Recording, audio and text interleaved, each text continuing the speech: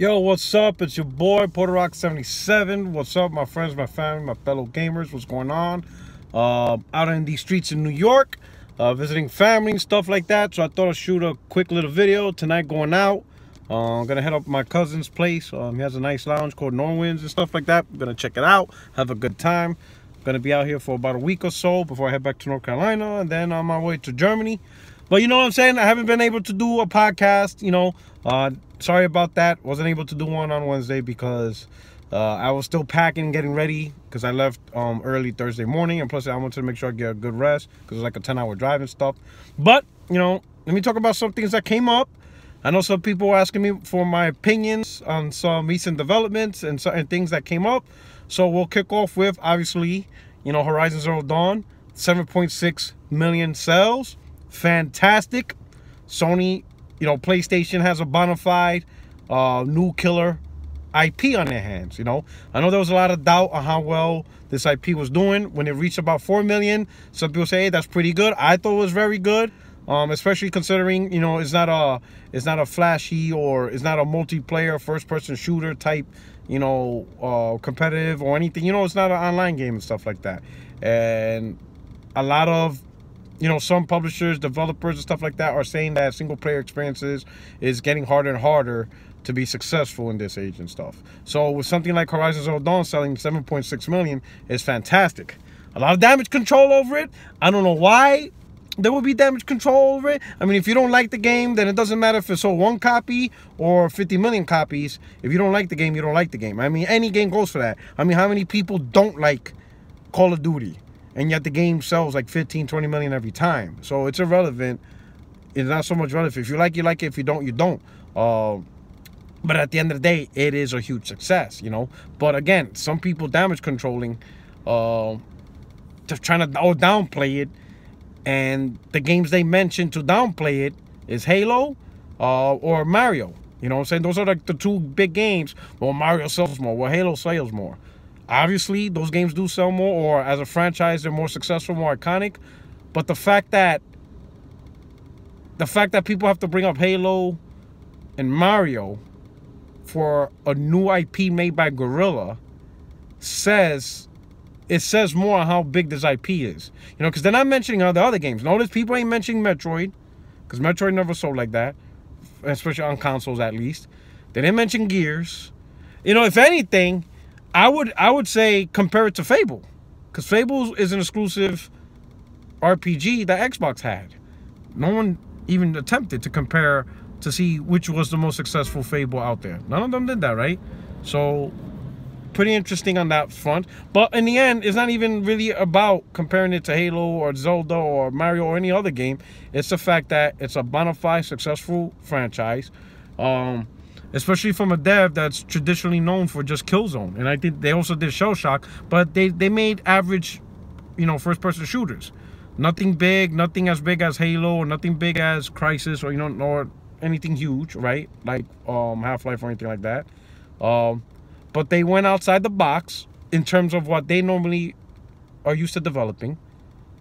And it's more successful. My question is, how can you go back to Killzone? In reality, like, is Guerrilla really going to make another Killzone after this? Because this game blew any of their prior projects. This is what's putting them on the map.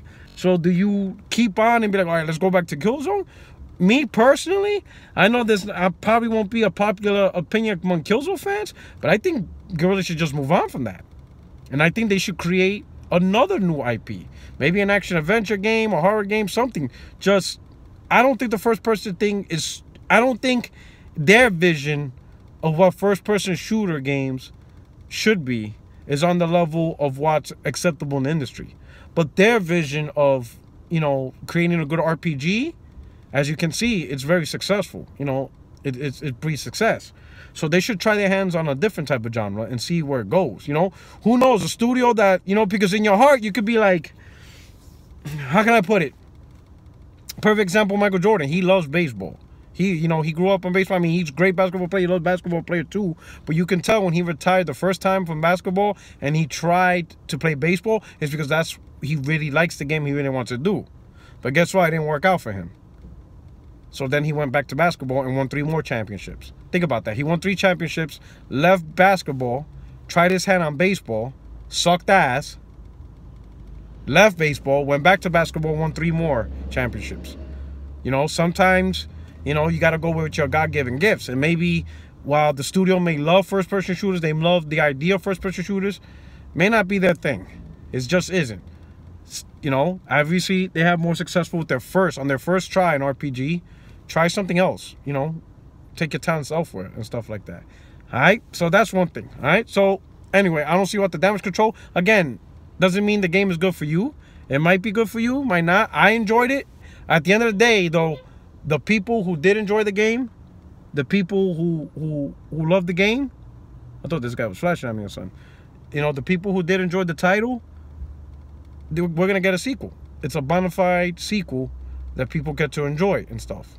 Man, you got, you know, so New York is a weird place. You know, sometimes you gotta wonder the hell people be doing. But anyway, so that's a good part. It's a great sequel. It's a huge franchise. It is a huge bona fide franchise now. You know, and I'm looking forward to the sequel. I think the sequel is gonna be a cross-gen, a title. I think it's gonna be a PS4 and a PS5 title, because I don't see them. Obviously, they're not going to have the game ready by 2019. It's going to be like a 2020 title. You know, I can see them doing the sequel in 3 years because they already have the assets. They already have the engines. They probably already were into developing the sequel. So I can see that happening. But I think it's going to be a cross-gen title. I think it's going to be a title that PS4 gamers will still enjoy and PS5 gamers will enjoy with enhancements or whatever. You know, up to that level. Okay? Next thing I want to talk about. So Sony announced, you know, it was announced May 25th. Release date for Detroit Being Human. Fantastic. All right. Already I seen the tweet of the downgrade. Yo, it's hilarious. It's hilarious that you guys don't learn. Like you guys don't learn for shit. I always tell people, why are you guys talking about downgraded graphics when the game is not out yet? I never understood that. You end up looking stupid. Y'all did it for Uncharted 4. Y'all did it for Horizon Zero Dawn. It was done for Gears of War 4. And then when the game comes out, it wasn't downgraded or whatever. You know what I'm saying? So, and it's usually the same characters too. Like, don't you learn from your stupidity? Like, if you're going to complain about downgrade, I'm not saying don't complain about downgrades, but wait till the game comes out. It doesn't really make a sense to criticize a game's graphics when the game's not even out. And what's funny is, like, especially with Uncharted and Horizon Zero Dawn, they clown the downgraded graphics. Then when that actual game comes out, y'all keep your mouth shut. Then you're nowhere to be found. But then you do it all over again. So now, same thing with Beyond Two Souls. I mean, not Beyond Two Souls. Detroit Being Human. Become Human, whatever. Already, oh, look at the downgrade. Look at the downgrade. What downgrade? I mean, what we're going to look at? Are we looking at the game that came released? At least be legitimate with that. I'm not saying don't complain about graphics, but wait till the game comes out. Because when the game comes out and it graphically looks good, then what do you do? And the funny thing is, y'all should have learned this lesson multiple times already, but you don't. You keep feeding into it. Y'all feed into your own stupidity. It's fucking hilarious. All right? And then also, my man Zaire, NXTGEN720, had a meltdown over Super Lucky's Tales DLC. I don't know what to tell you, brother. My man Z, it is what it is. I mean, I don't know. I don't know. I don't know how I feel about that. I mean, if people enjoy Super Lucky's Tales, then enjoy it. That's just how it is. I mean, at the end of the day, it's this.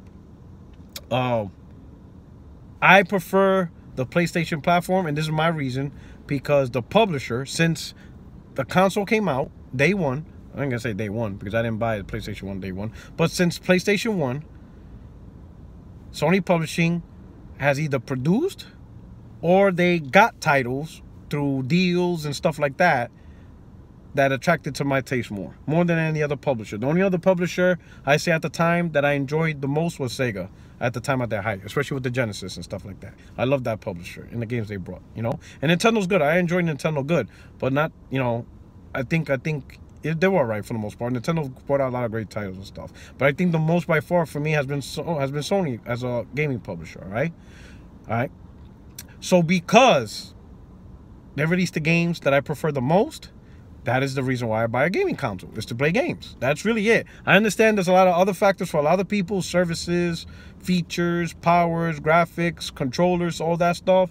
I never took those reasons as definitive on why to buy a console. I really don't care about, you know, services and stuff like that. I really don't, I don't really care. 90% of what I do on my console is play games. You know what I'm saying?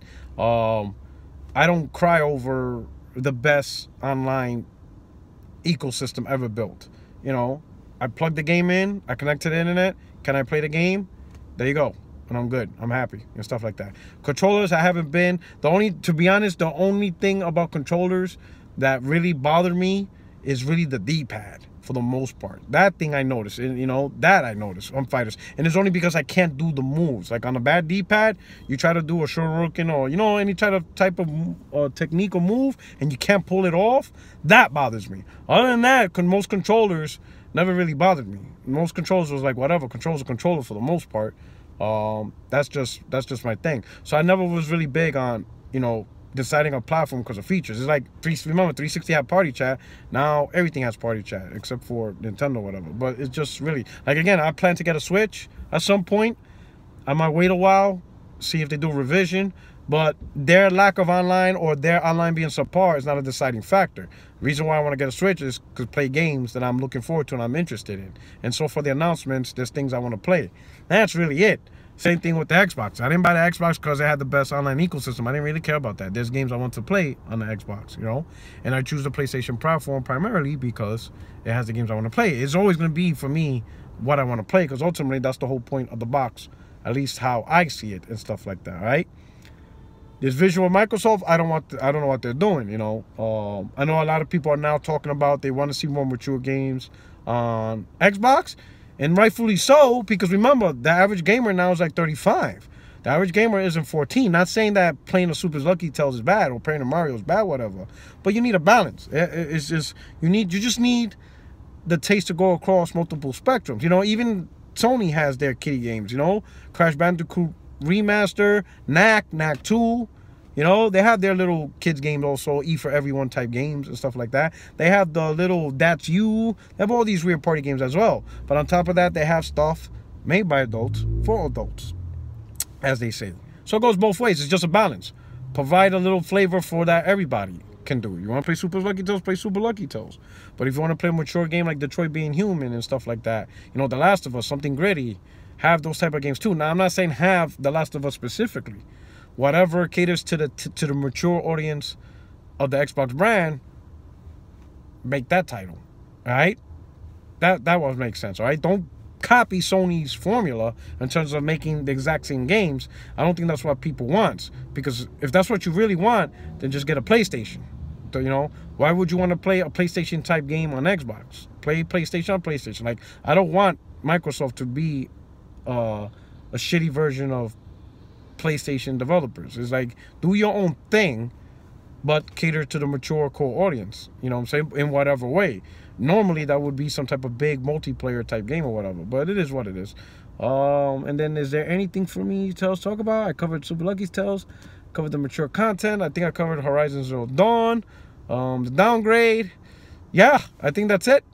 13 minutes in. But anyway, this is your boy PorterRock77. I hope you enjoyed this little quick bit live from New York type video. I'll probably push out a couple of more stuff. There won't be a podcast this Wednesday again because I'm in New York, so I will not be hosting a podcast this Wednesday. But I'll do these little mobile type, you know, out in the streets, you know, live from New York. All right. But anyway, I hope you guys have a great weekend. Take care. Be safe.